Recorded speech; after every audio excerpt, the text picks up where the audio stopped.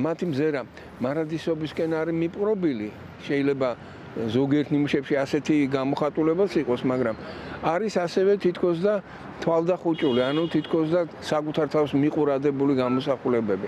ამავე დროს საგულისხმო რა არის, რომ ამ გამოსახულებებს თან ახლავს ორნამენტული სისტემები, რომლებიც ასევე უფრო გამარტივებული ვერსია არის თქვათ იმისა, რაც ქართულ საეკლესიო არქიტექტურაში იყო და ასევე წარწერებით ძალიან მნიშვნელოვანია. ჩვენ უნდა გვახსოვდეს, რომ ჩვენ ვართ ევროპული კულტურის არა მხოლოდ გამომხატველნი, არამედ სათავეებშიც კი ვიმყოფებით.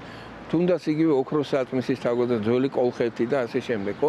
ჩვენ ვართ ქრისტიანული ცივილიზაციის პირველ დამფუძნებელთაგანი ამავე დროს. და რა თქმა უნდა, ხა ევროპულობა ჩვენში შემოსულია სხვადასხვა გზებით. მათ შორის მემორიალურ კულტურაში არის გერმანული სასაფლაოების მოგხსენება და არის ის სიახლეები, რომლებიც ევროპულ თქვათ მემორიალურ ქანდაკებასთანაც არის დაკავშირებული. ასეთი ტიპის მემორიალებიც არის ჩვენში.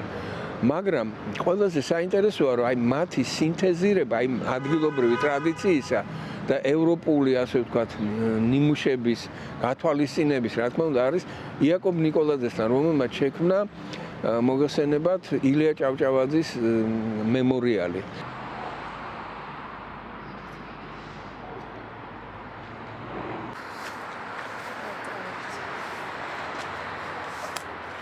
საინტერესო ისე.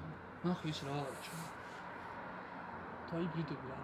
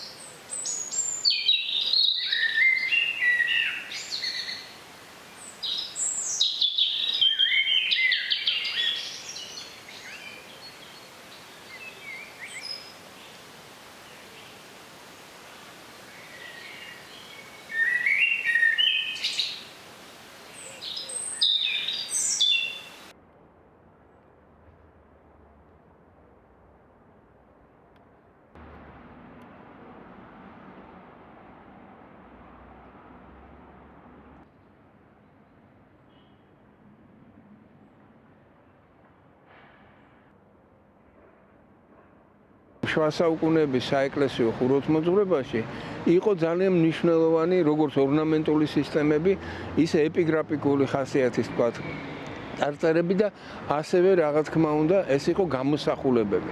თუმცა ეს იყო წმინდანთა გამოსახულებები, თქვათ იგივე მაცხოვრის თუნდაც, ღვთისმშობლის, ასევე იყო ქტიტორები. ხოლო რაც შეეხება რიგით მაცხოვრებლებს, ისინი რა თქმა უნდა არ გამოისახებოდა, ეს არის ძირითადად აი ამ საფლავის ქვებზე დატანილი. ეს საფლავის ქვების გამოსახულებები იმით არის მნიშვნელოვანი, რომ აი ამ ტრადიციას აგრძელებს და ძალიან ინტენსიურადაც აგრძელებს, თანაც ისინი დავანებულია ძირითადად სწორედ ეკლესიების ეზოებში და თითქოს იმ სიწმინდის ანარეკლია, რაც ახასიათებს საკუთრებ ამ ეკლესიებს. გამოსახულებები ძალიან პირობითი ხასიათისაა. აქ არანაირ პორტრეტულობაზე არ არის საუბარი, ხო? შეიძლება ითქვას, მთელ იერარქიას მოიცავს, სოციალურ იერარქიას, მათ შორის უბრალო ადამიანებსაც და უფრო დაწინაურებული ფენების წარმოადგენლებსაც. და რა არის მთავარი ამ შემთხვევაში? თითქოს და ადამიანის პარადიგმა, ადამიანის თუ შეიძლება ასე ვთქვათ, არქეტიპი არის წარმოჩენილი, იმიტომ რომ ყოველგვარი თუ შეიძლება ასე ითქვას, კონკრეტიზაციის გარეშე უფრო ზოგადი, უფრო პირობითი გამოსახულებებია. ეს არის თითქოს და ერთგვარი პორტალი, ანუ მაკავშირებელი, ვთქვათ, მიღმიერი სამყაროსი პირობითად თუ ვიტყვი და წუთი სოფლის, ანუ გრძელი სოფელი და აი ამ მიწიერი, ასე ვთქვათ, არსებობის ერთგვარი გადაჯაჭვა ხდება ამ გამოსახულებებში. თვითონ წარწერებიც დაახლოებით იმავე სისადავის, იმავე ლაკონიზმის, იმავე არამრავალსიტყვაობის გამოხატულებაა. სოფლის ამაოებასთან, წარმავლობასთან, სიკვდილის თემის, ასე ვთქვათ, სიმძიმესთან არის ეს ყველაფერი დაკავშირებული, რა თქმა უნდა, მაგრამ ამავე დროს არის ღვთის რწმენა. თავისთავად ცხადია, იმიტომ რომ აქ იგულისხმება თვითონ ამ გამოსახულებებში მკვდრეთით აღდგომის იდეა, რაც ქრისტიანული მსოფლმხედველობისთვის გადამწყვეტია. აი ამ ტიპის ძეგლებში, ამ ტიპის ნიმუშებში ძალიან კარგად ჩანს სისადავე, ლაკონურობა, ერთგვარი უპრეტენზიობა და ამავე დროს მოგრძალებლობა ქრისტიანული, რომელიც სხვათა შორის ძალიან ძლიერად არის გამოხატული იგივე დავით აღმაშენებლის მემორიალში. უფრო მოგვიანოდ, როდესაც კომუნისტური მმართველობა დამკვიდრდა ჩვენში, თანდათანობით ეს ქრისტიანული ტრადიცია რაღაცნაირად მივიწყებულ იქნა სამწუხაროდ, მაგალითად ქალაქურ სივრცეებში. მაგრამ რაც შეეხება საქართველოს თიანის მაგალითად ბუდამაყარს, მაგალითად ისეთ კუთხეებს როგორც არის მთიულეთი, აქ უფრო მეტად იყო ეს ყველაფერი დანარჩუნებული ეს ტრადიცია.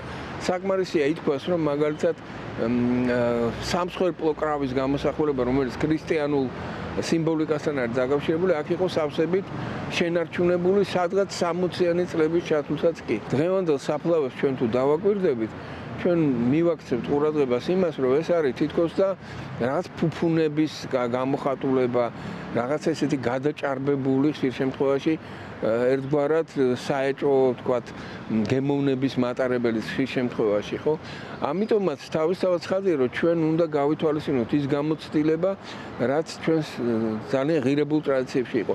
უკიაზეც არის და იგივე ვერის სასაფლაოზეც ისეთი ნიმუშები, სადაც არის სწორედ აი ამ ტრადიციული ლაკონური საფლავის ქვების ზოგიერთი მაგალითი შემორჩენილი. თუმცა ისინი უკვე სულ თითებზე ჩამოსათვლელია. სამწუხაროდ ეს არის უკვე წარსულის კუთვნილება. ძალიან ხშირ შემთხვევაში ვერ უფრთხილდებით იმ ძეგლებს, რომლებიც რა თქმა უნდა არ არის მარტო ჩვენი კუთვნილება, ეს არის კაცობრიობის, ასე ვთქვათ, მემკვიდრეობა.